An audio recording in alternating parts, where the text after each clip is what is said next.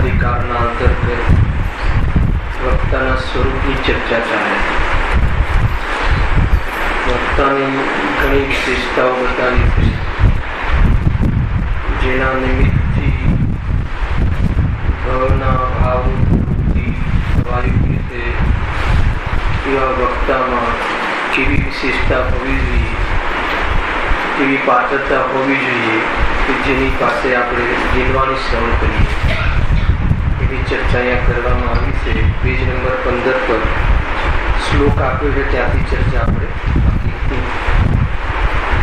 બહુ ગુણ વિજાણી લયો સ્મૃત ભાષિત આવિમુક્તવો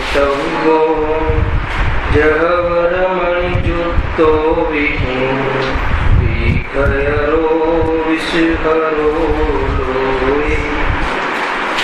ગજબની વાત કરી છે. શ્લોકમાં એમ કહે છે, ક્ષમાદિ ગુણોનો ધારક હોય, શૈલી ઘણી સારી હોય, રજૂઆત કરવાની પદ્ધતિ પણ વિશેષ હોય, વિશેષ તીવ્ર ક્રોધાદિ પણ ના હોય, તથાપિ બાહ્ય પેકિંગ રૂપ આ ગુણ હોવા જરૂરી છે. માત્ર આ જ ગુણ હોય અને અશુદ્ધ ભાષી, અશુદ્ધ ભાષી સૂત્ર ભાષી હોય એમ વાત કહે છે. તો મણિ ધારણ કરેલા સર્પની જેમ છે, એને સેવન કરવા યોગ્ય નથી, સેવા કરવા જેવી નથી, અર્થાત તો યથાર્થ વક્તા નથી. ચર્ચાની કાલે કરી પણ હતી. સામાન્ય ઘણી બાહ્ય યોગ્યતા ઘણી ગઈ. કોઈ સભામાં ઉભો થઈને કંઈ કહે તો પણ ક્ષમા કરી દે કે નહીં, ક્યાં એક શબ્દ બીજા શબ્દને અર્થાત આત્માને અડે છે, એવો વિચાર પણ કરે. ઘણી ભદ્રતા હોય, છતાં પણ જો ઉચ્ચ સૂત્રભાષી હોય, સૂત્રના અભિપ્રાયમાં ભૂલ હોય, અર્થાત તો એના અભિપ્રાયમાં ખોટ હોય, તો કહે છે, ઉદાહરણ આપજો, જેમ ઉત્કૃષ્ટ મણિ સહિત સર્પ છે તે લોકમાં વિઘ્નનો જ કરવા વાળો છે. ભલે નાગમણી હોય, કિંમતી એવી ધારણ કરી હોય, તો પણ જહેરથી સહિત હોવાના કારણે, અભિપ્રાયમાં ભૂલ હોવાના કારણે વિઘ્નનો કરવા વાળો છે. ગજબનું અહીંયા ઉદાહરણ આપી દીધું હે ને. માની લો કે એમ કહે કે જો વ્યવહારથી પણ હે ને માટલું બનાવવામાં કુંભાર હોય, સોની ના હોય, વાત તો સત્ય છે હે ને. માટલું બનાવવામાં કોણ હોય ઉપસ્થિતિમાં? કુંભાર હોય, સોની ના હોય, પરંતુ કુંભારથી માટલું બને એમ ક્યાં કહે છે? સાચા દેવશાસ્ત્ર ગુરુ હોય જ્યારે આત્માની અનુભૂતિ કરવામાં નિમિત્ત, પરંતુ દેવશાસ્ત્ર ગુરુ તે સમ્યક દર્શન કરાવે ના હોય. પરંતુ જો વ્યવહારથી કુંભારનું કહ્યું છે ને, વ્યવહારથી દેવશાસ્ત્ર ગુરુનું કહ્યું છે ને, તો એ વ્યવહારથી કહ્યું છે એનો અર્થ એ છે કે સ્વયં કાર્ય કરે ત્યારે થાય છે હે ને. દેવશાસ્ત્ર ગુરુ માર્ગને બતાવે છે. નિમિત્ત હોય એ વાત જુદી, નિમિત્ત હોવું જોઈએ એ વાત જુદી. ઉપાદેય બુદ્ધિ જુદી અને નિમિત્તનો નિમિત્ત તરીકે સ્વીકાર કરવો એ વાત જુદી હે ને. પછી ઘણો મધ્યસ્થ ભાવ કોઈ કઢાવે કે નહીં, એમ કરો ને આપણે નિમિત્ત અને ઉપાદાન બંને થઈને કાર્ય માનીએ તો શું વાત છે? થોડી પાર્ટનરશિપ બનાવી દઈએ, કેમ કે એને અભિપ્રાયની ખબર નથી, કેવી રીતે સર્વજ્ઞની ઉપેક્ષા કરાય. અરે અહીંયા તો કહે છે કે આજના બોલમાં આવ્યું ને કે તારી કેવલ જ્ઞાનની પર્યાયને પણ તું ઉપેક્ષા કરી દે. પર્યાયની ઉપેક્ષા કરવી એટલે શું? આશ્રય કરવા યોગ્ય નથી. શુદ્ધાત્મામાંથી આત્માનુભૂતિ, શુદ્ધાત્મામાંથી કેવલ જ્ઞાન પ્રગટે છે. શુદ્ધાત્મા મુક્ત સ્વરૂપ છે, મારે મુક્તિની પણ જરૂર નથી. ગુરુદેવે એનો એક અર્થ કાઢ્યો, એક લીટી કહી પણ એનો સાર પકડવા જેવો છે. મુક્તિ આવ્યા વગર રહે નહીં, મુક્ત સ્વરૂપના અવલંબન પર. અને એટલી શ્રદ્ધા હોવાના કારણે મુક્ત સુંદરી અર્થાત મુક્તિની પર્યાય પર જેની દ્રષ્ટિ હોતી નથી, એને મુક્તિ થયા વગર રહે જ નહીં હે ને. બેન્સીનો બોલ ગયો ને આજનો, એટલે ઉપાદાન પર દ્રષ્ટિ કરાવે. કથન નિમિત્તનું હોય, પરંતુ દ્રષ્ટિ ઉપાદાન નહીં કરાવે. રાગાદી ભાવ કલંક છે, ચાહે કસાયની મનતા હોય તો પણ જણાય છે ખરા, પણ આત્મા અનુભવાય છે. એવી જાતિની જ્ઞાનીની સિચ્યુએશન હોય, સ્વયં એ રીતે પ્રવર્તતું હોય, સ્વયં એ ઉદ્દેશથી પુરુષાર્થ કરતું હોય, સ્વયં ઉપાદાનમાં ઉપાધિ બુદ્ધિરૂપ વિકલ્પાત્મક શ્રદ્ધાન પણ એનું પ્રગટ હોય, તો કહે છે કે એની પ્રરૂપણામાં પણ ભજન હોય. પણ જેના અભિપ્રાયમાં ઢોલમૂલ હોય, ભલે બહારમાં સરળતા હોય, બહારમાં ઘણા સારા ગુણો હોય, લોકમાં આદર મળે એવા ગુણો હોય, સભામાં પણ શોભે એવા ગુણો હોય, એ તો હોવા જ જોઈએ. પણ માત્ર એ ગુણો હોય પણ કોઈ અર્થ ઉલટા કરે, અર્થાત તો અભિપ્રાયનો કોઈ અંદરમાં ખોટ હોય, તો કહે છે કે એ સર્પ મણી સહિત સર્પ જેવું છે.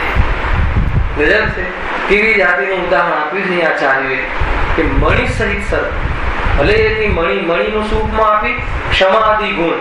એના માટે મણી ઉપમા આપી કે ભલે મણી ધારણ કરે, અને આખી દુનિયા લોભાય એવી મણી હોય, પણ સર્પ, ઝેરીલો સર્પ સાથે મણી હોય તો એ ઘરમાં કોઈ રાખતું નથી, અર્થાત તો સંગ્રહ કરવા યોગ્ય નથી, અર્થાત તો એનું શિષ્ય બનવા યોગ્ય નથી, અર્થાત એની સામે એની સાથે જીલવાની સાંભળવા યોગ્ય નથી. એમ અહીંયા કહ્યું છે. એમ કહે ચેતજો, એમ કહ્યું ને, આ વિકયરો વિષહરો લોહી, અને એ પ્રકારથી વિષ વાળો જીવ છે. ભલે મણી હોય, ભલે ક્ષમાદિ ગુણો હોય, તો ચેતવા જેવું છે. ધ્યાન રાખજો. એ અહીંયા પંડિતજી આપણને કહે છે કે બહારમાં એવી શૈલીથી પ્રભાવિત ન થતા, બહાર એવી સરળતાથી પ્રભાવિત નહીં થતા. એ હોય એ વાત તો સારી છે, અને પેકિંગ સારું હોય પણ માલ ખરાબ હોય તો કહે છે કે છેતરાઈ જવા જેવું નથી. સીધી વાત એ છે, સામાન્ય અર્થમાં કરીએ.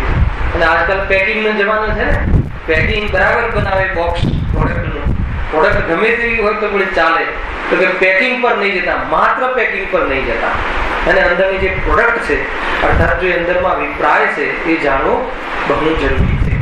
એની ચર્ચા ગઈકાલે પણ કરી હતી. હવે આગળ જો વળી જેને શાસ્ત્ર વાંચી આજીવિકા આદિ લૌકિક કાર્ય સાધવાની ઈચ્છા ન હોય, કારણ કે જો આશાવાન હોય તો યથાર્થ ઉપદેશ આપી શકે નહીં. તેને તો કંઈક પોતાના અભિપ્રાય અનુસાર વ્યાખ્યાન કરી પોતાનું પ્રયોજન સાધવાનો જ અભિપ્રાય રહે. સરળ છે. આમાં કઈ મતલબ કે એકદમ સુંદર ચર્ચા છે. શું કહ્યું? આજીવિકા આદિ લૌકિક કાર્ય સાધવાની ઈચ્છા ન હોય. શાના દ્વારા? ધર્મ દ્વારા, ધર્મ ક્રિયાઓ દ્વારા. આજીવિકા આદિ માટે ધર્મ સાધનનો નિષેધ છે. મુખ્ય વાત એ સંસ્થાઓમાં કામ કરવા આદિની જે ક્રિયાઓ છે એ ધર્મ કાર્ય નથી. કાલે આ બે પોઈન્ટ પર ચર્ચા કરી હતી. સંસ્થાઓમાં કોઈ વ્યક્તિ કાર્ય કરે છે, કોઈ પેમેન્ટ લઈને કામ કરે છે, તો એ આજીવિક, એ કોઈ દોષ નથી. એ કોઈ સંસ્થા માટે કામ કરવું, સંસ્થામાં સેવા આપવી, સંસ્થા માટે કોઈ કાર્ય કરવું, એ કોઈ ધર્મ કાર્ય નથી. અહીંયા કયા ધર્મ કાર્યનો નિષેધ છે? કયા ધર્મ પ્રવૃત્તિનો નિષેધ છે? કે જે સતાવશ્યક રૂપ છે. એ સતાવશ્યકમાં આજીવિકા આદિનું પ્રયોજન રૂપ અભિપ્રાયનો નિષેધ છે. હે ને? એ મુખ્ય લેવું અહીંયા. એને કોઈ ભૂલ કરશે નહીં તો કોઈ અપરાધ અનુભવ કરશે. કોઈ મંદિર આદિમાં, કોઈ ધર્મશાળામાં કોઈ કાર્ય કરતું હોય સંસ્થામાં, એને તો કે અમે આમાં ફિટ થઈએ કે ના થઈએ, અમને તો અપરાધ લાગે છે, પગાર લેવાય કે ના લેવાય, તો કે એ કોઈ ધર્મ કાર્ય નથી. અહીંયા કયા ધર્મ કાર્યની વાત છે? આગળ લખ્યું શાસ્ત્ર. અને શાસ્ત્ર વાંચીને, પૂજા કરીને, હું શાસ્ત્ર કેમ વાંચું છું? મારું કલ્યાણ કરવા માટે, અને આત્મકલ્યાણ કરવા માટે. આત્મકલ્યાણ કરવા માટે શાસ્ત્ર આદિના નિમિત્ત છે, પૂજા પાઠ આદિના નિમિત્ત છે. અને એમાં હું કોઈ અભિપ્રાય રાખું, અંદરમાં મારો કોઈ અભિપ્રાયમાં ખોટ હોય તો કહે છે કે એમાં દોષ લાગે છે. અર્થાત તો એવો વક્તા, એને એવો વક્તા પ્રખર ના હોય, કોઈ વાતને કોઈ રજૂઆત કરવામાં ઢીલાસ અનુભવ કરે છે. એની અહીંયા વાત છે. જો વળી જેને શાસ્ત્ર વાંચી આજીવિકા આદિ લૌકિક કાર્ય સાધવાની ઈચ્છા ન હોય, આ કેમ અહીંયા ખુલાસો કરવો પડ્યો? કે આવા પ્રશ્ન ઘણીવાર આવે છે દેશભાઈ, કે અમે કોઈ ધાર્મિક કોઈ કાર્ય કરીએ છીએ, કોઈ અમારો બિઝનેસ એ ટાઈપનો છે ને, એમાં કોઈ મંદિરનું, માન લો કે તમે તમારું કન્સ્ટ્રક્શનનું કામ છે, હવે તમે મંદિરજી બનાવવાનો કન્સ્ટ્રક્શનમાં તમે ઓર્ડર લીધો અથવા લીધો, તો એ લેવાય કે ના લેવાય? અર્થાત એમાં આજીવિકા, એ ધર્મ સાધન માટે આજીવિકાનું જે સાધન કર્યું કહેવાય, દોષ લાગે કે ન લાગે? તો કે ન લાગે. અને એ તો પ્રોફેશનલ છે, બિઝનેસ છે, એ તો તમારું એક કાર્ય લીધું છે. અહીંયા કયા ધર્મ કાર્યની બિલ્ડિંગ બનાવવું, મંદિરનું બિલ્ડિંગ બનાવવું એ કોઈ ધર્મ કાર્ય નથી. અને એ તો આપણી એક સંસ્થા, એક આપણું બિઝનેસ છે. અને બિઝનેસ માટે કોઈ કાર્ય કર્યું હોય તો કોઈ આ જાતિનો દોષ નથી લાગતો. તો અહીંયા કયું આજીવિકા આદિમાં માટે જે સારો નિષેધ કર્યો છે કે જે એને ધર્મનું સાધન બનાવે, આજીવિકા માટે ધર્મને સાધન બનાવે, ધર્મના સાધનથી જ આજીવિકા આદિનો અભિપ્રાય રાખે, પૂજા કરી અને પ્રભાવિત કરે લોકોને અને ધંધો માંગે, એની વાત છે. એને બિઝનેસ કરે સાધનની સાથે એનો દોષ નથી, પણ ધર્મના નામે અંદરમાં કે હું ધર્મ સમજાવું, ધર્મ સાંભળું અને એવી જાતિની પ્રવૃત્તિથી પછી મારાથી કોઈ પ્રભાવિત થાય અને મને બિઝનેસ મળે તો એ ધર્મ સાધનને આજીવિકા માટે અંદરમાં અભિપ્રાય ધરાવે તો કહે છે કે એ જીવ, એ વક્તા ગાદી પર યથાર્થ પ્રરૂપણા ન કરી શકે. કારણ કે એ શ્રોતાના અભિપ્રાય અનુસાર કહેવાનો ભાવ આવી જશે. ગજબનું શું એમની મતલબ એવું નથી કે સાધર્મી સાથે વેપાર ના કરી શકે, એમ નહીં. ધર્મ સાધન દ્વારા આજીવિકાનો અભિપ્રાય રાખે તો દોષ આવે છે. ઘણા જીવને એવું થાય કે અમે મંદિરમાં કામ કરીએ છીએ, અમે આ રીતે મતલબ બેનર બનાવ્યા, કોઈને બેનરનું બિઝનેસ હોય અને તમે એને બેનર બનાવવા આપ્યા, હવે આ લીટી વાંચીને કેવું હોય તો એને અંદરમાં અપરાધ મહેસૂસ થાય કે પછી દર પૈસા લઈએ તો કે બેનર બનાવવા એ ધર્મ ક્રિયા નથી, બેનર બનાવવા એ ધર્મ સાધન નથી. સંસ્થાનું કાર્ય કોઈ કરવું એ કોઈ ધર્મ કાર્ય નથી, હે ને? એ તો તમારું પ્રોફેશન છે, એ આખી અલગ વસ્તુ થઈ ગઈ. પણ જે તમારી ધર્મ ક્રિયાઓ છે, ધર્મ એટલે આત્માની અનુભૂતિ માટે સટાવશ્યક રૂપ જે શાસ્ત્ર વાંચન, દાન આદિ, ગુરુપાસ્થિક એવા જે કાર્ય કરવામાં આવે છે, એવી કાર્યમાં કોઈ એને આજીવિકાના સાધન માટે અભિપ્રાય રાખે, એને કોઈ ગુરુને એ રીતે રીઝાવે, ગુરુ દ્વારા એવું કામ કરાવે, એને તમે આમને કહો કે અમને આમ કરી આપે તો કે ગુરુ એ માટે નથી. ગુરુ શાના માટે છે? કે ધર્મ ઉપદેશ સાંભળવા માટે. શ્રોતામાં પણ આ લાગવું પડે છે, હે ને? જે મુનિનાથ પાસે જાય છે સંસારિક પ્રયોજનથી તો એ ખોટી બુદ્ધિ છે. સંસારિક પ્રયોજન ટાળવા માટે મુનિરાજ ઉપદેશ આપે છે ને એના માટે જ તો એમને ગ્રસ્તસત છોડી છે. શ્રોતામાં પણ લાગવું પડે. કઈ ગુણ એવા છે કે કોમન છે. એટલે અહીંયા શું કહે છે કે આજીવિકા આદિમાં બધું આવી જાય. એને કોઈ મતલબ કે કોઈ પોતાની માન કસાયના પુષ્ટિ માટે, કોઈ પોતાના કામ કઢાવવા માટે, કોઈ લોભ માટે, અને એના માટે આવી પ્રવૃત્તિ કોઈ વક્તામાં આવી જાતિનો અભિપ્રાય હોય, અભિપ્રાયની વાત છે, અંદરમાં અભિપ્રાય હોય તો કહે છે કે નિરૂપણ કરવામાં અને એ સામર્થ્ય ના હોય, ગર્જના કરીને ન કહી શકે. અને અંદરમાં કેમ કે અંદરમાં એની આવૃત્તિ છુપાયેલી છે. એટલે એ શ્રોતાના અભિપ્રાય અનુસાર કહેવામાં આવે, શ્રોતાના અભિપ્રાય અનુસાર વ્યાખ્યાન કરી પોતાનું પ્રયોજન સાધવાનો જ અભિપ્રાય રહે છે.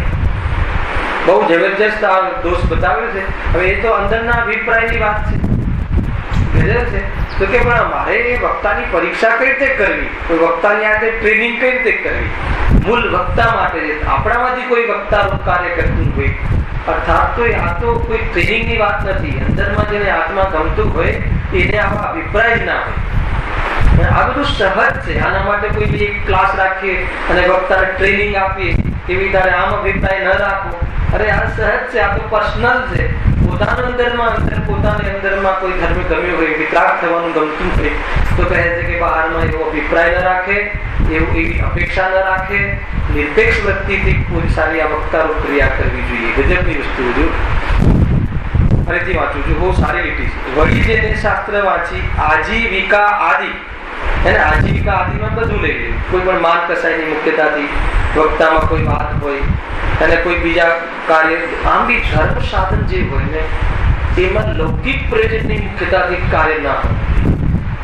ઘણા કહે છે ને બાળકોને કે ભાઈ જાઓ મંદિર જાઓ, અને દીકરીઓને કહે મંદિર જાઓ. કેમ જાઓ? કોઈ જોવે, કોઈ ઓળખે, હે ને? કોઈ ઓળખે તો મારું આવે. ખ્યાલ જીતુભાઈ, નવાઈ લાગશે તમને, પણ આમાં દોષ લાગે.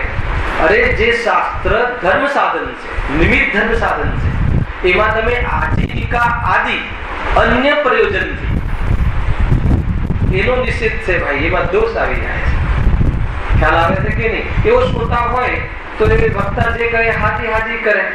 અને આપણે તો બસ વક્તાને રીઝવવો છે, એમને ક્યાંક ઓળખાણ હશે, આટલા બધા પ્રવચન કરે છે તો ક્યાંક લહાવી દેશે આપણને, એવો ભાવ કરવા વાળા હોય છે. કારણ કે વક્તા તો એને સામાજિક સમાજની વચ્ચે આવવું પડે છે, ઓળખાણો ઘણી હોય.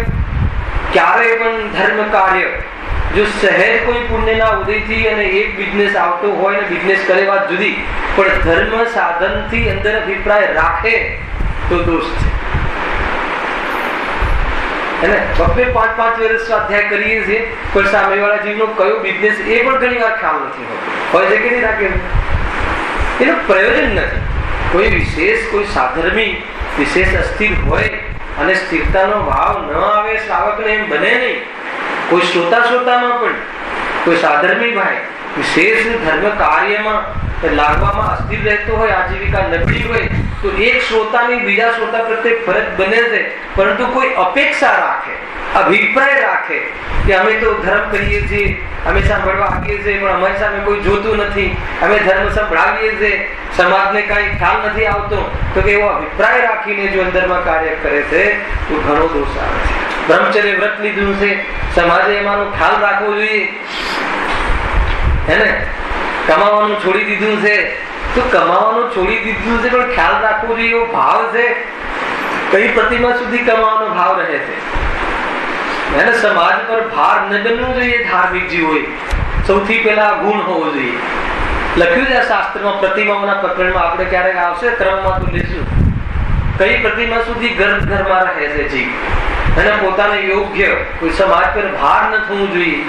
નહીં, અમે તો બ્રહ્મચર્ય ધારણ કર્યું છે, અમારી વ્યવસ્થા સમાજે કરવી જોઈએ, તો કેમ છે નહીં? સમાજ કરે, પુણ્યનો ઉદય હોય અને એવી વ્યવસ્થા હોય, વાત જુદી છે, પણ અપેક્ષા રાખે તો કહે છે કે એવો જીવ ધર્મ સમજાવવામાં કેવો હોય? પોકળ હોય.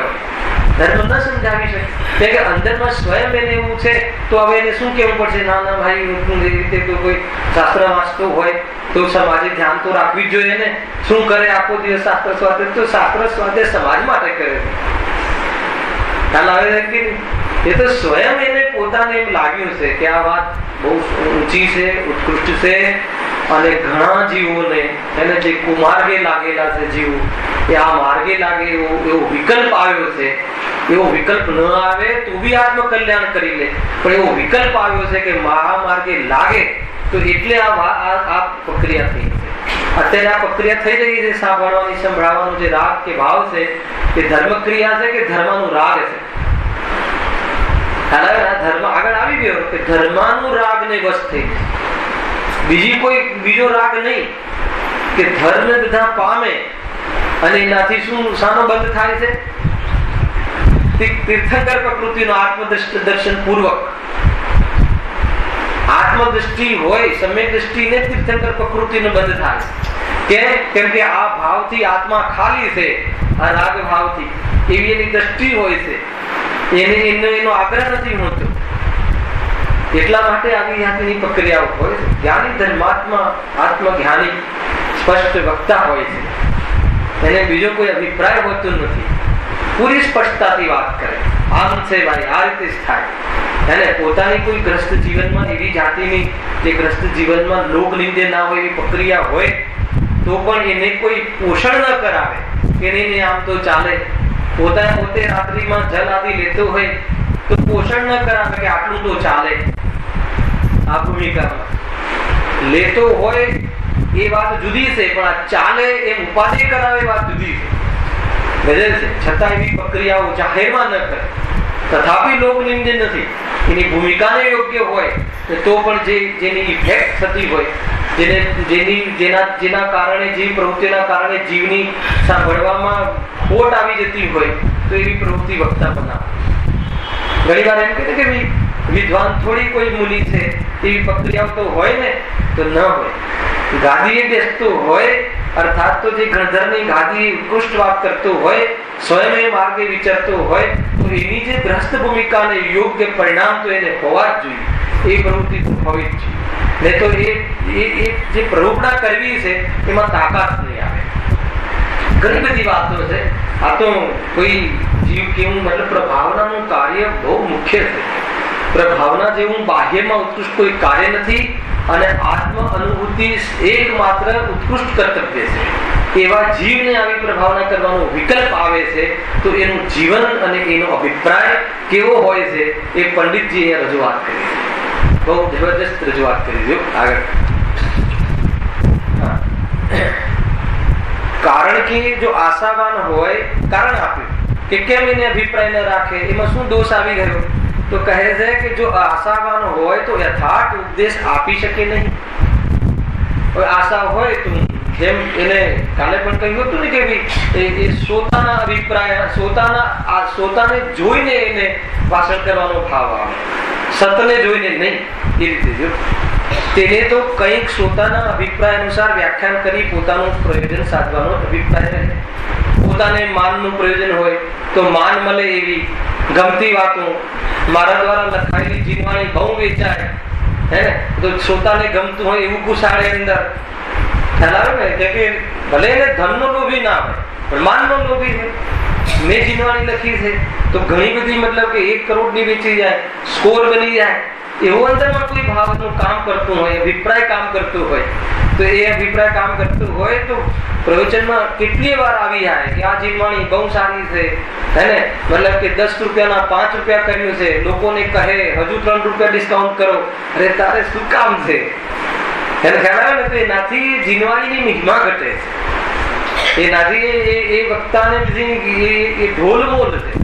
અભિપ્રાયમાં ભૂલ હોય તો ભાઈ ન ચાલે. ભલે બહારમાં સરળ હોય, જીવવાણીની સેવા કરતું હોય, કોઈ બીજો કોઈ મતલબ કે કોઈ લૌકિક કોઈ બીજી કોઈ અંદર એમને કે ધર્મ માટે જ કરતો હોય પણ અંદરમાં અભિપ્રાયમાં કઈ ભૂલ આવી જાય, ઉચ્ચસૂત્રભાષી હોય, જેમ આગળ આવ્યું ને એ રીતે.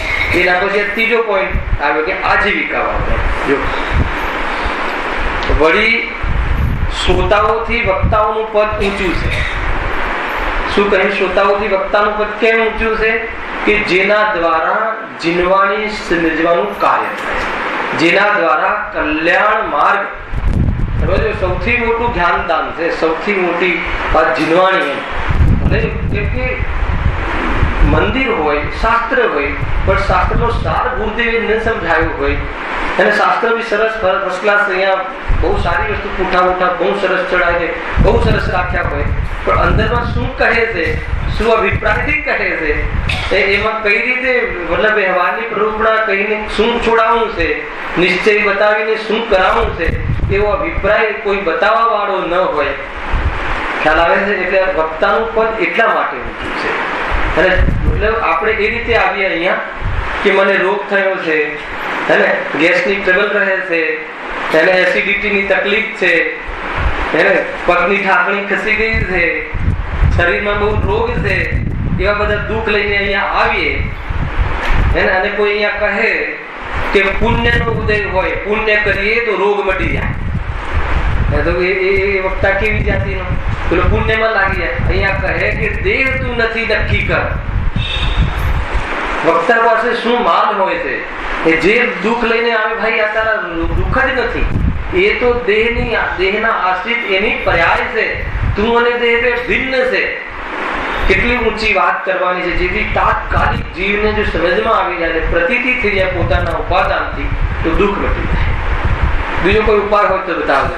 છે નહીં તો એને કઈ એ માર્ગે ન લગાવે. ભાઈ થોડા પુણ્ય કરો, પૂજા તમે કરી નથી પૂર્વમાં એટલે પુણ્ય છે નહીં, એટલે આવું બધું થયું છે. ખ્યાલ આવે કે નહીં? પૂર્વમાં કરેલા કર્મના ઉદયથી આ મળ્યું છે હે ને, એ વાત સાચી હોવા છતાં દુઃખ દૂર કરવાનો ઉપાય આ મળે ન મળે એમાં નથી, આ હું નથી એ નક્કી કરવા ધ્યાનમાં આવે છે. માની લો કે કદાચ પુણ્ય કરીને કોઈ સ્વર્ગાદી અર્થાત તો નિરોગી શરીરનો કોઈ જીવને સંયોગ મળી જાય તો એ જીવ સુખી થઈ જશે. દેહ હું નથી એ નક્કી કર્યા વગર સુખનો માર્ગ ખુલતો નથી. ચૈતન્ય પ્રભુ, ચૈતન્ય પ્રકાશ હું છું, રાગ આદિ કલંક છે, મારામાં જણાવવા લાયક ગેય છે, એને જણાય ખરા પણ આત્મા જ્ઞાન રૂપે અનુભવાય એવો આત્મા છે. એવો નિર્ણય જ્યાં સુધી અંદરમાં ન થાય અને પોતાને ન હોય અને એવો માર્ગનો મહિમા ન હોય, ખ્યાલ આવે ને? શ્રોતાનું પદ કરતા વક્તાનું પદ એટલે જ ઊંચું છે, બીજું કોઈ કારણ નહીં. એવી એના દ્વારા આપણને ખુલાસા મળે છે, એના દ્વારા આપણને ગુરુદેવ દ્વારા આ વાત અહીંયા મળી, જે બંધ ગ્રંથોમાં હતી એ વાત ખુલી. એટલા માટે વક્તાનું પદ કેટલું ઊંચું છે શ્રોતા કરતા, એમ અહીંયા કહે છે.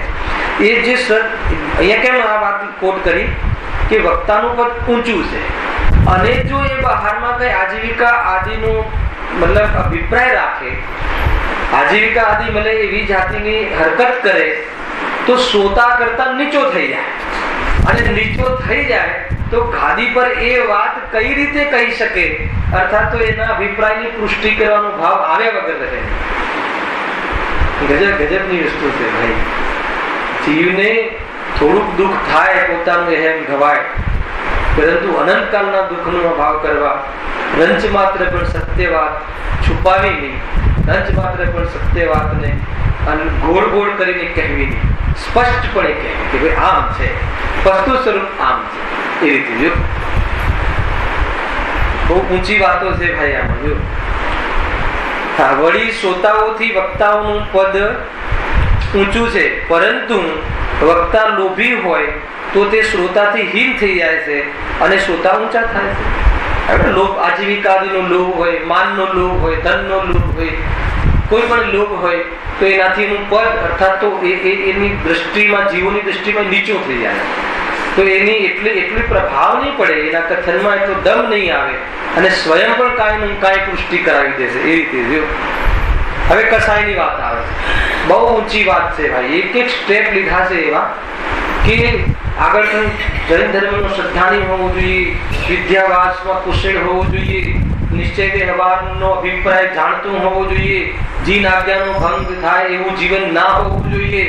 કેટલી બધી વાતો આવી. માત્ર ક્ષમા આદિનું પેકિંગ હોય એવું ન હોવું જોઈએ, આત્માનુભૂતિ પૂર્વકની વાત હોવી જોઈએ. ઘણી બધી ચર્ચાઓ એમાં આવતી ગઈ. હવે કસાયની વાત આવી. જો હવે જેટલી બી ચર્ચા છે બાહ્ય પેકિંગની છે કે ભાઈ અંદર અંતરંગ અનુભૂતિ તો હોય, બધા જ નિયમોના મતલબ બધા ખુલાસા પણ કરતો હોય, પરંતુ આને જે આ કામ છે, પ્રભાવનાનું જે કામ છે, એને માત્ર પોતાને જ આત્માનો ઉપભોગ કરવો એટલો વિકલ્પ નથી.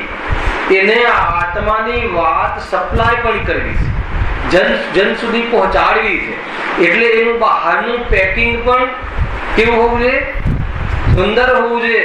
અંદરનો માલ તો સટીક, સત્ય અને ઉત્કૃષ્ટ હોવો જ જોઈએ, પરંતુ એનું પેકિંગ, કેમ કે સપ્લાય કરવું છે ને, જન સુધી પહોંચાડવી છે ને વાત, તો એનું બહારનું વર્તન, એની બહારનું જીવન પણ કેવું હોવું જોઈએ, એની ચર્ચા હવે સ્ટાર્ટ થાય છે.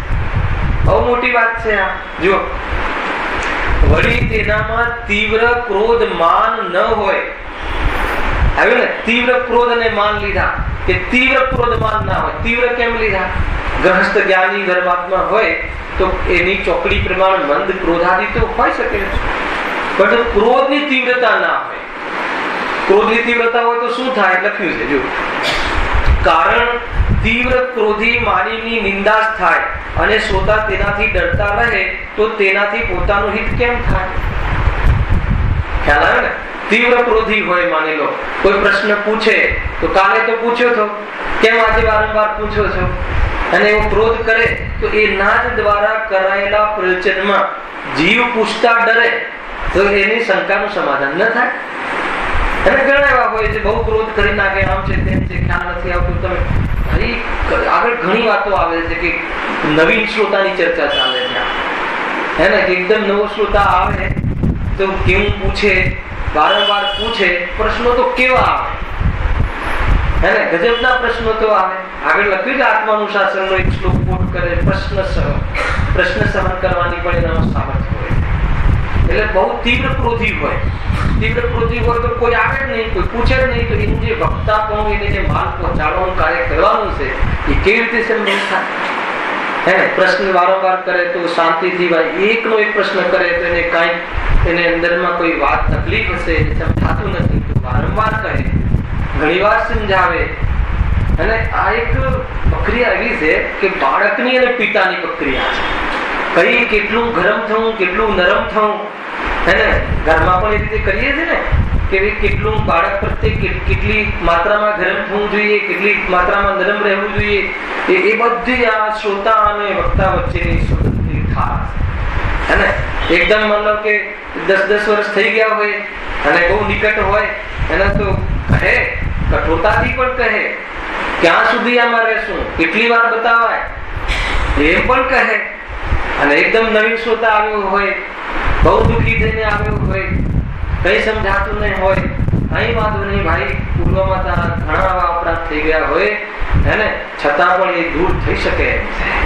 હવે 10 વર્ષથી ન સંભળાવાય ને, પછી એને કહેવાય ક્યાં સુધી તમે આમાં રહેશો. એટલે દરેક આ ટેક્ટિસ છે, આ બધું અંતરમાં આપેલું છે, આ એક કથનમાં લખેલું છે. એ વક્તા કેટલી કરુણા હોય, મતલબ કે ગુરુદેવ જોઈ લો કેવી જાતિનો કે ભાઈ હે ને ક્યાંથી દુઃખી થઈને આવે છે, દૂર દૂરથી સાંભળવા આવે છે.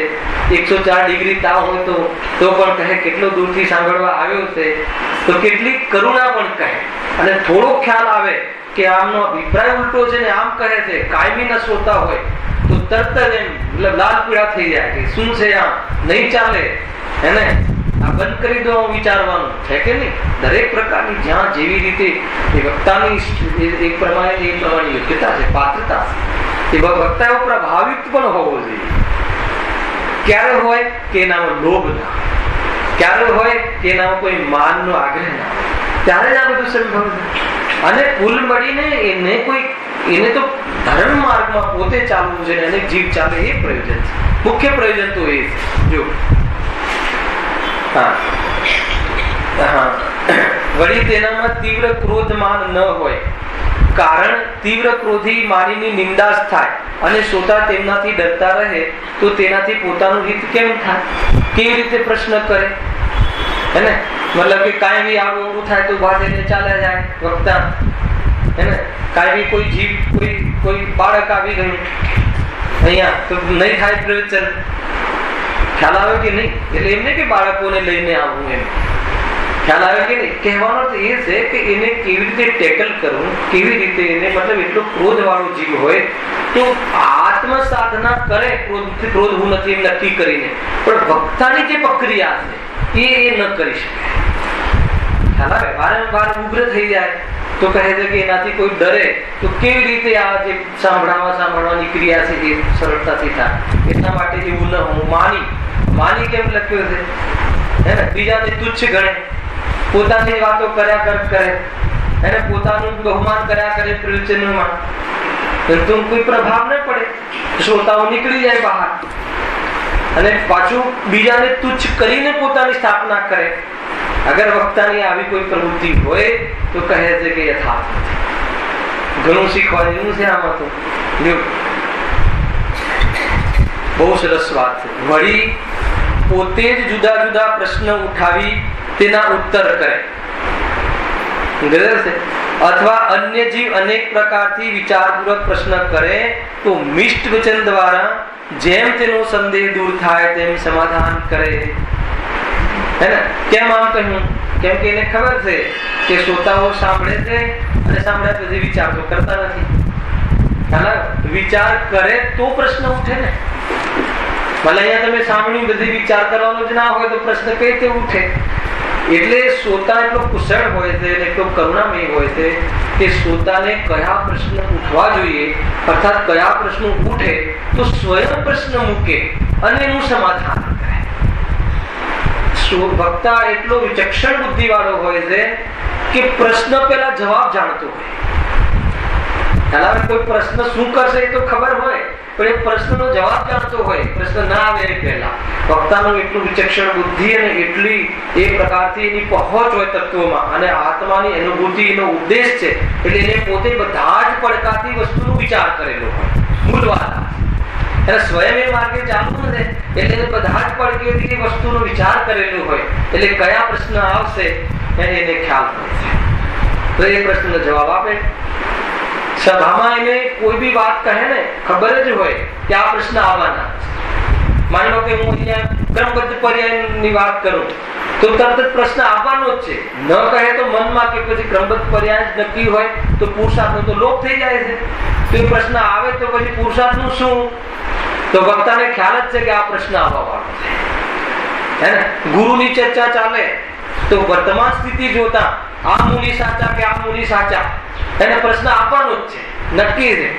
ના આવે તો અંદર ઉઠે, પછી એકાંતમાં પૂછે, ભાઈ તમે ગુરુની વાત કહો છો તો વર્તમાનમાં જે ગુરુ વિચરી રહ્યા છે મુનિરાજ, એ સાચા છે કે નથી સાચા?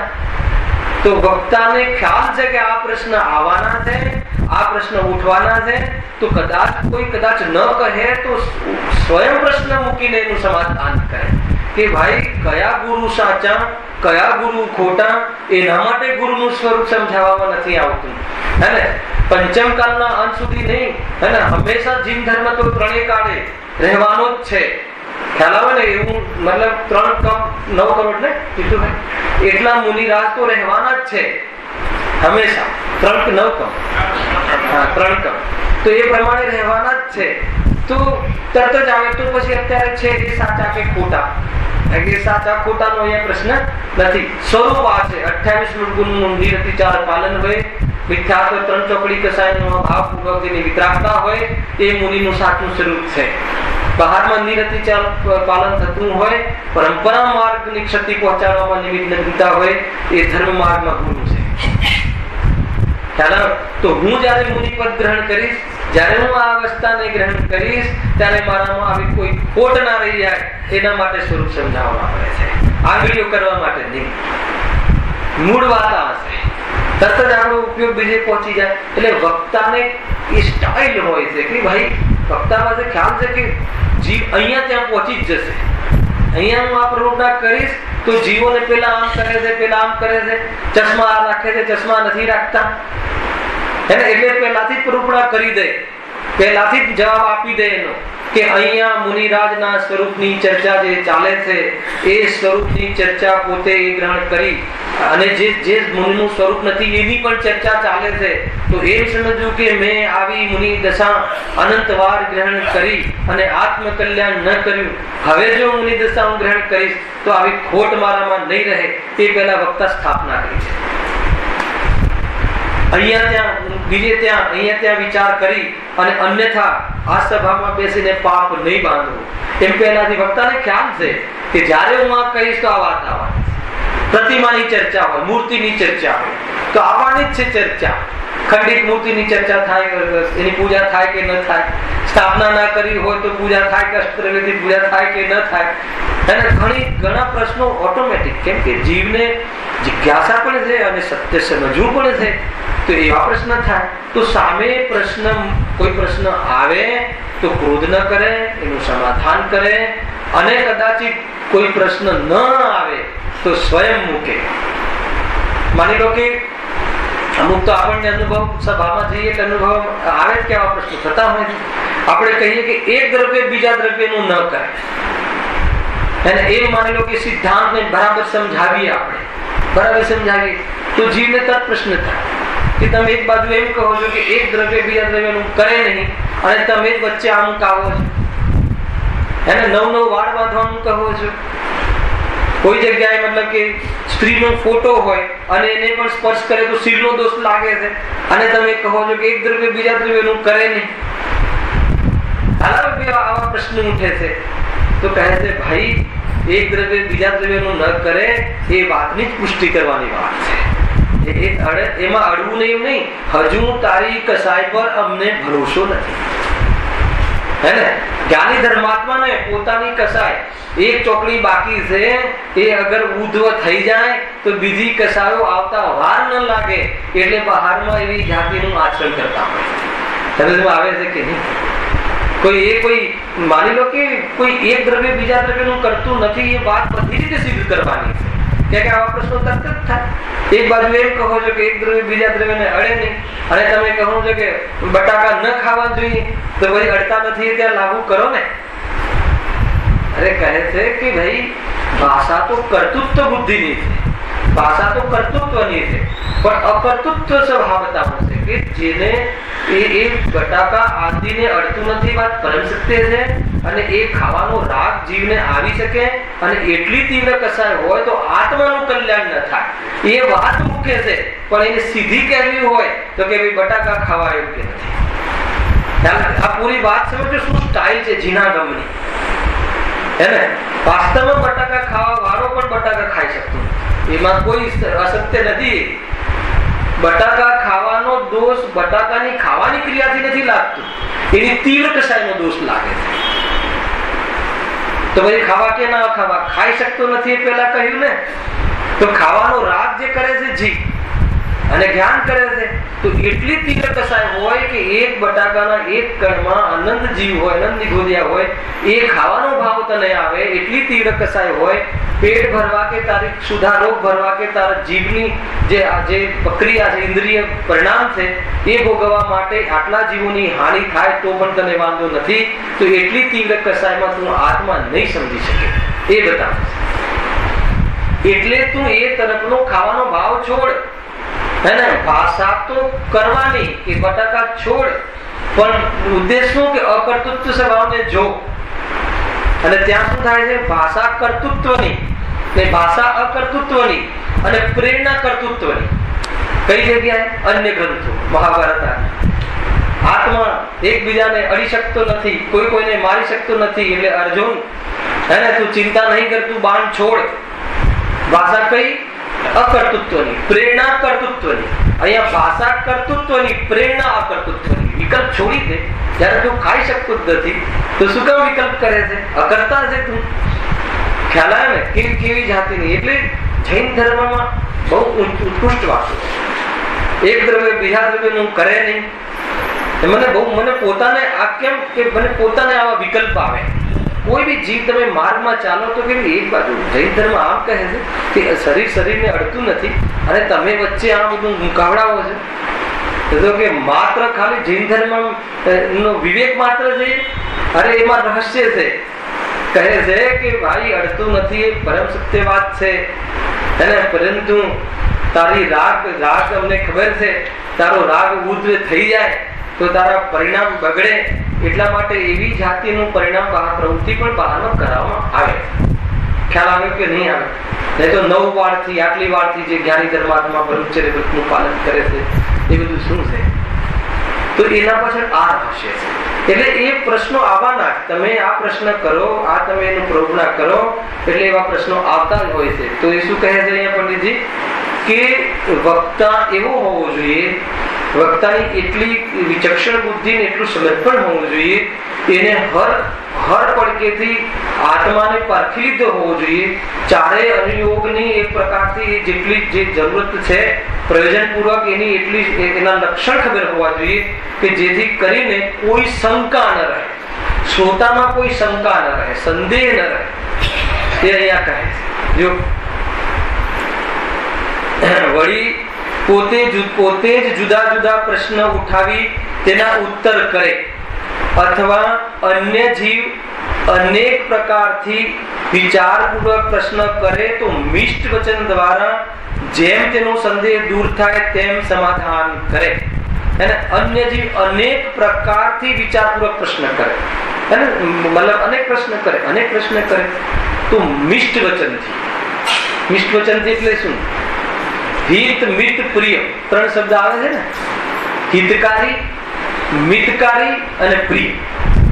હિતકારી એટલે ઇષ્ટ વચન હોવા જોઈએ, મિત એટલે માર્મિક વચન હોવા જોઈએ, અને પ્રિય એટલે મધુર વચન હોવા જોઈએ. અને મિષ્ટનો પણ એક અર્થ મધુર થાય છે, પણ મિષ્ટ મિતનો અર્થ આચાર્યો કર્યો છે કે મર્મ હોવો જોઈએ.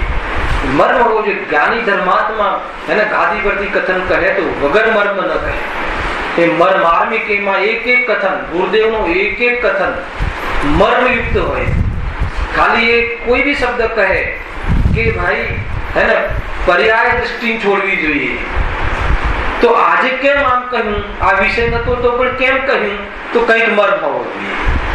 અને એટલી બધી મતલબ કે વક્તાની તૈયારી અને વક્તાનું એટલી બધી છાપ હોય છે મતલબ સભામાં કે નહીં આજે કંઈ કહ્યું છે ભાઈએ તો જરૂર કઈ વાત એટલી એ રીતનો આ સંબંધ છે ને એ રીતનું આ કાર્ય છે. ત્યારે જઈને વાત સિદ્ધ થાય છે. વક્તાની પણ એવી જાતિની છાપ હોય, વક્તા એવી જાતિનો પ્રવીણ હોય, વિચક્ષણ બુદ્ધિ વાળો હોય, કરુણાધારી હોય, મર્મ કથન ધરાવતો હોય, મિષ્ટ વચનથી કહે, અનેક વાર પૂછે તો પણ એને બહુ માર્મિક મર્મથી સમજાવે, કોઈ કથનથી કોઈ પ્રમાણ ખંડિત ન થાય એ રીતે નય પ્રમાણ વિવક્ષાથી કથન કરે. એને એક કથન કરે તો કોઈ જગ્યાએ કઈ ખંડિત ન થાય એવી રીતે.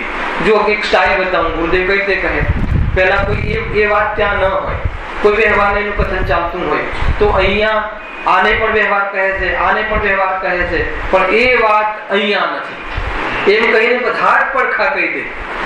અને એ શૈલી છે, એ એક પ્રકારની પ્રયોગ પદ્ધતિ છે કે બધું સ્પષ્ટીકરણ થઈ જાય કે અહીંયા આ વાત પણ છે અને પેલી વાત અહીંયા નથી. ખ્યાલ આવે કે નહીં? કે ભાઈ અહીંયા નિયત નહીંમાં તો કે નિત્ય ને જુદો અને પર્યાય ને જુદો, પર્યાય નું આમ છે, નિત્ય નું આમ છે, અને નિયત નહીં છે આ રીતે છે. એ વાત અહીંયા નથી, નિયત નહીંમાં આ વાત કહી છે. એ રીતે આખી એની પાસે કલા હોવી જોઈએ. કેમ કલા હોવી જોઈએ? કેમ કે પોતે વસ્તુ સ્વરૂપનું સ્પષ્ટીકરણ અનેક પડકારથી કરે, અનેક પડકારથી પોતાના જીવનશૈલી જીવવા માટે એવા પુરુષાર્થમાં રહે છે. તો જ બહારના શ્રોતાઓને લાભ થાય, નહીં તો ન લાભ થાય.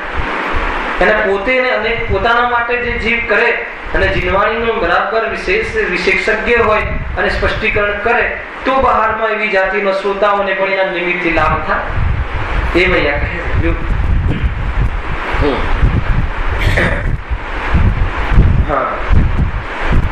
તથા જો પોતાનામાં, આ બહુ ઊંચી લીટી લખી છે, તથા જો પોતાનામાં ઉત્તર આપવાનું સામર્થ્ય ન હોય તો એમ કહે કે મને તેનું જ્ઞાન નથી, પણ કોઈ વિશેષ જ્ઞાનીને પૂછી હું ઉત્તર આપીશ, અથવા કોઈ અવસર પામી તમને કોઈ વિશેષ જ્ઞાની મળે તો તેને પૂછી સંદેહ દૂર કરશો અને મને પણ દર્શાવશો. ખ્યાલ આવે કે નહીં? હું નાનો જ્ઞાની ગણાઈશ, હું જવાબ નહીં આપું તો કેવું લાગશે? એટલે કાંઈ પણ જવાબ આપી દે તો કહે છે કે અનર્થ છે, યથાર્થ નથી. તથાપિ જે પ્રયોજનભૂત તત્વ છે એમાં તો ભૂલ હોય જ નહીં, એનો તો એના પાસે સટીક જવાબ હોય. પરંતુ કોઈ એવી જાતની વાત આવી જાય કે જે પ્રયોજનભૂત ના હોય, જાણકારી વાળી વાત હોય તો ત્યાં સ્પષ્ટ કરે કે ભાઈ મને ખબર નથી, કોઈ વિશેષ જ્ઞાની આવે તો હું પૂછીને તમને જવાબ આપીશ. યોગાનુયોગ તમને કોઈ આ જવાબ મળી જાય તો મને જરૂર જણાવો. આ વક્તાનું સ્વરૂપ છે. યશ અને અપયશ એ આખું અલગ ડિપાર્ટમેન્ટ છે, તમે સમજો. અને આ અલગ ડિપાર્ટમેન્ટ છે. અરે કોઈ આવા કથન કરે તો એની યશ પ્રકૃતિનો ઉદય હોય તો પણ એનો યશ વધે કે જો કેવા નિર્માણતા વક્તા છે, આટલા જ્ઞાની છે, પણ કેવી નિર્માણતા છે, જરા પણ માન નથી, કહી દીધું કે ભાઈ મને ખબર નથી, તો એનો યશ વધે. અને કદાચ જવાબ બરાબર કહે અને અભ્યાસ પ્રકૃતિનો ઉદય હોય અને તો પણ કોર્ટમાં ઉભો કરી દે કે નહીં આ પ્રમાણ બતાવો, ગુરુદેવે ક્યાં લખ્યું છે એ બતાવો, અમને હજુ નથી બેસતું. જો ભલે પૂરેપૂરો સાચો જવાબ હોય પણ એનો અભ્યાસની પ્રકૃતિ હોય તો આવો પણ જવાબ બને. એટલે યશ અને અભ્યાસ આખું અલગ ડિપાર્ટમેન્ટ છે. કોઈ પણ જ્ઞાની ધર્માત્મા વક્તા યશ અભ્યાસ અર્થાત કોઈ યશની મુખ્યતાથી પ્રવચન ન કરે. આગળ આવ્યું ને આજીવિકા આદિ, યશની મુખ્યતાથી કરે તો કહે છે કે અભિપ્રાય શ્રોતાના અભિપ્રાય અનુસાર જ કહે અને પોતાનું પ્રયોજન યશનું સાથે કે નહીં બરાબર છે, કઈ પણ જવાબ આપી દે, ભરતો જવાબ આપી દે, આ રીતે છે, આ રીતે જ છે એમ કહીને, મતલબ પોતાનું ગુરુ કરે અને જીવનું ગુરુ કરે. અને આ વસ્તુ આપણા પોતાનામાં દરેક જીવમાં આ વાત હોવી જોઈએ કે ભાઈ વસ્તુ સમજવામાં ખબર ન પડે. બે જણ ચર્ચા કરતા હોય, થોડી ઘણી જાણકારી હોય તો બહેસ થઈ જતી હોય. કેમ કે મને વધારે ખબર છે, હું વિસ્મૃતિ શાસ્ત્ર વાંચું છું, તમે આજે શાસ્ત્ર વાંચવા આવ્યા છો, ખ્યાલ આવે કે નહીં? તો કહે કે નહીં અમને વધારે ખબર છે, અને એમ કરીને એની વાત ગમે એમ કરીને એને પહેરાવા પ્રયાસ કરે. તમે જોઈ લેજો અંદર કેવી જાતની પ્રક્રિયા થતી હોય. ત્યાં પણ ખ્યાલ રાખો કે ભાઈ મને આ વિશે કોઈ સ્પષ્ટ, મારી પાસે પ્રમાણ નથી, મને ખબર નથી, તમારી પાસે કોઈ આના વિશેષ ખ્યાલ આવે તો મને જરૂર વિકાંત ના કરે. એ બહુ મોટી વાત છે કેમ કે જેટલા બી આ લક્ષણ ચાલે છે એ અભિપ્રાય તો બહુ મુખ્ય છે, અને બાહ્યમાં પણ કેવું વર્તન હોવું જોઈએ, કેવી જાતિનું હોવું જોઈએ, જે માલ ઉત્કૃષ્ટ માલ પહોંચાડવો છે પાત્ર કેવું હોવું જોઈએ, અને એવી જાતિની અહીંયા વાત છે.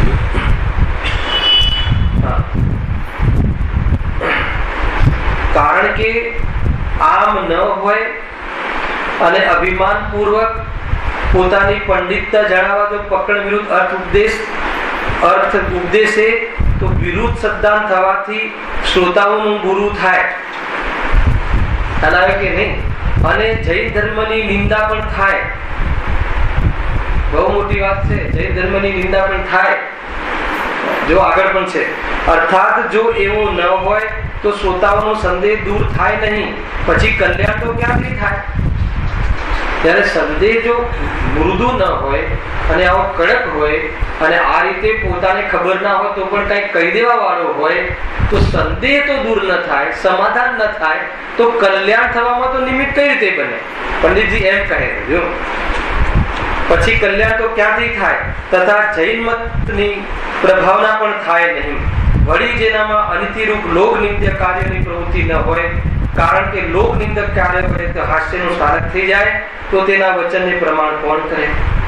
જબરજસ્ત છે. ઉલટો જૈન ધર્મને લજાવે. બે જગ્યાએ આવે, જૈન ધર્મની નિંદા થાય, જૈન ધર્મને લજાવે. વક્તા કેવું હોવું જોઈએ? કાંઈ પણ કહી દે તો એમાં નિંદા થાય, પ્રભાવના ન થાય.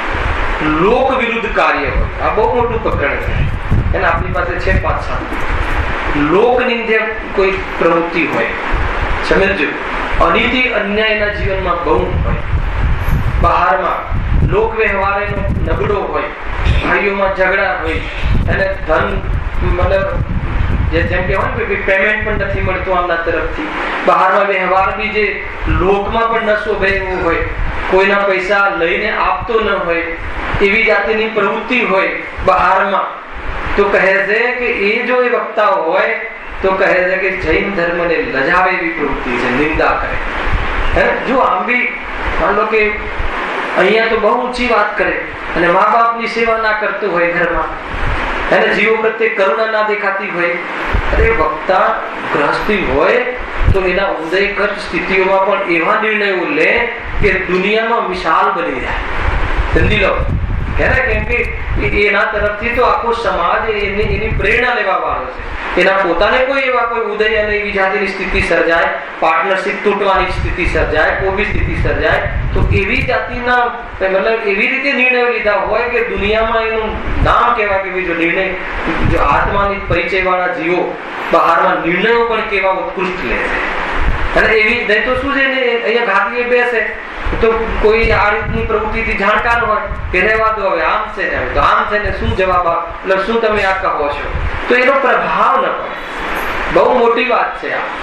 જૈન ધર્મની નિંદા કરે, માન લો કે એક જીતુભાઈ સામાન્ય રીતે ક્યાંય આપણે કોઈ વાત નીકળે કે અમારે જૈન તો પાણી પણ ગાળીને પીવે ને આમ છે ને તેમ છે, તો એકવાર આવું બનેલું તો કહે ભાઈ હોટલોમાં જૈનો વધારે જોવા મળે છે. પછી માંસાહારની વાત કરી તો કે તમને ખ્યાલ નથી, છુપે છુપે પણ ત્યાં જૈન રાશિ વધારે જોવા મળે અને હૃદય કપાઈ જાય એમ. જૈન સંપ્રદાયનું નામ બગડે છે. હોટલો જૈનોથી ચાલે છે, તમારા પર્યુષણ આવે તો અમારો ધંધો ઓછો થઈ જાય છે. સમજો, બહુ સામાન્ય વાત નથી. અને આપણા પર્યુષણ આવે ને તો બિઝનેસ ઓછો થઈ જાય હોટલોનો, એટલે વધારે કેમ કે ધન જૈનો પાસે વધારે છે અને ખર્ચે પણ છે એની જગ્યાએ, તો કહે એનાથી જૈન ધર્મ લજવાય છે. અને જૈન નામ તો આવ્યું ને જૈન ધર્મ, ગજબની વસ્તુ છે. કોઈ પણ માની લો કે કોઈ મતલબ સભામાં આવતું હોય ને ઘરે સાસુને ન રાખતું હોય તો કોણ, ભલે આ તો મુમુક્ષુ કહેવાય પણ સાસુને પણ રાખતા નથી, માને પણ રાખતા નથી, તો એમાં ગુરુદેવની નિંદા થાય છે. તમને ખ્યાલ નથી ક્યાં ને ક્યાં. જડની ક્રિયા કહે અહીંયા વ્યવસ્થિત, અને બધી પાણીપુરીની લારી પર જોવા મળે કે જુઓ કે આ ગુરુદેવના શિષ્ય. ખ્યાલ આવે છે કોની નિંદા થાય છે? ગુરુદેવની નિંદા થાય છે, જૈન ધર્મની નિંદા થાય છે, હેને? તો એ મતલબ અહીંયા વક્તા તરીકે તો બહુ મોટી વાત કરે, હેને? અને બધી આવી પ્રવૃત્તિ, અરે જેને આ વાતની ખબર હોય એવી જગ્યાએ જોવા જ ના મળે. ને તો એ જીનવાણીને કહેવાનો અધિકાર નથી એને. એની ભૂમિકા એમ નથી કહેતા મુનિ જેવું જીવન થઈ જાય. મુનિ જેવું જીવન મુનિમાં થાય. આ બધું પ્રેક્ટિકલ છે. જીતુભાઈ એવું નથી આનાથી આપણા ગુરુનું નામ ખરાબ થાય છે કે નથી થતું? જો આ ગુરુદેવ વાળા આમ કહે છે તેમ આપણને આપણા આંગળીઓ કરે તો કહે કે એ લોક નિંદ્ય. ઘણી બધી વાતો છે આમાં. એને નેક્સ્ટ પીરિયડ આવશે તેના ખુલાસા વિશેષ કરીશું કે લોકમાં નિંદા થતી હોય એવી જાતિની પ્રક્રિયાઓ એને વક્તાને ન હોય, આગમમાં માન્ય હોય છતાં પણ લોક માન્ય ના હોય એવી બી ઘણી પ્રક્રિયાઓ છે.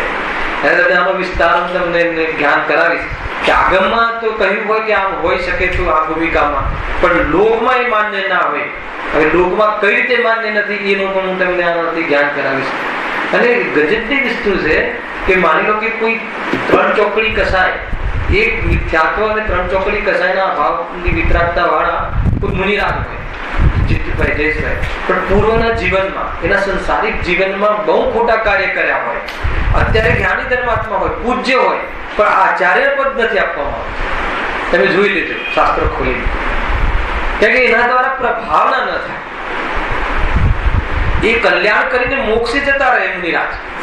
પૂર્વમાં એવા કાર્ય કર્યા હોય, એના મતલબ વર્તમાનમાં અહીંયા આપણા વચ્ચે કોઈ હોય અને કોઈનું મર્ડર કરી નાખ્યું હોય ને કોઈનું આમ કરી નાખ્યું હોય, રાજનીતિમાં ખોટા કામ કર્યા હોય, પછી વૈરાગ્ય આવી ગયું અને વૈરાગ્ય આવીને આત્મદૃષ્ટિ કરી લીધી અને મુનિ બની ગયા. સમજી લેજો. પણ એ આચાર્ય પદ એમને નથી આપવામાં આવતું.